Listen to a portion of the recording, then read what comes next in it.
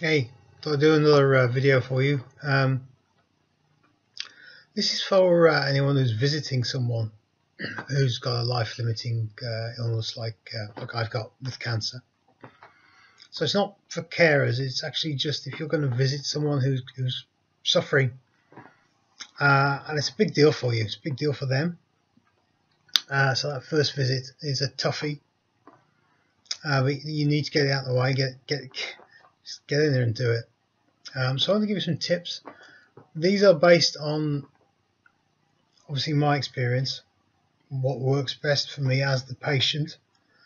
So I'm not saying it's going to be perfect for the patient you're going to visit, but maybe give you some clues and some help to get that first visit over and done with and out of the way. And that might sound a bit clinical, over and done with, out of the way, but it's an important one. And when you break the ice, then you can get back to having the relationship that you had before all this bad news happened.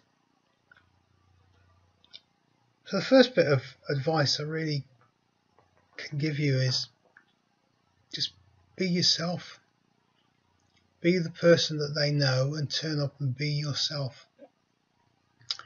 One of the worst things I found, or the hardest things I found, was people coming in with this really heartbroken, sympathetic, almost simpering look.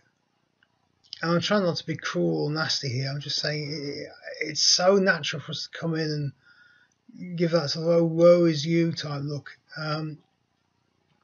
We're actually, as the patient, I just crave normality. I'm desperate to get back to a position of, my normal life. Because if I'm dying from cancer, I want every day to be as normal and as usual as it can be. Unusual phrase, but you know what I mean. So go in there and be yourself as much as you can. Think about that opening line, that first thing that you say. Don't over-engineer it, be yourself. But so many times I see people come in and it's almost like they're staring into the headlights, and the first thing they come out with is, "How are you?" And it's a rotten question to have to answer. I mean, how am I? Well, how do I answer that? If I say I'm good, I'm great, then what the hell are you doing lying in bed? If I say, well, I'm dying of cancer, how do you think I feel? Then it's ruined the discussion. So, there's nothing particularly wrong with the words, but it's better to go in with, I can't think of a good question to give you. You know the person. I had one good friend who just opened it up with, you're a really great drama queen, rather than how are you?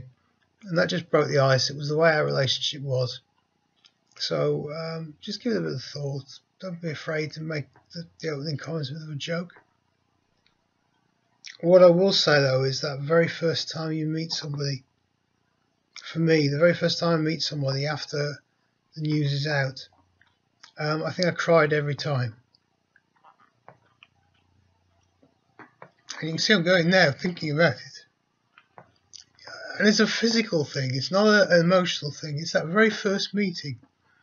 And that grief bubbles up very quickly, takes over, and then it's gone. And it's going to happen. It happens with me every time. Every time I meet somebody for the first time, I lose the power of speech, I well up. But once I've got it done, then when I get to meet them again, second, third time, it's fine. There's no problem. It's just like we're meeting again. How are you? And what's going on? And la la la. So just be prepared. It's gonna happen. You're both gonna have a little bit of a tear in your eye. Just let it happen. Right? It's natural. The other thing is, don't feel you have to fill all the silence. It's tiring as the patient trying to help the visitor fill the silence.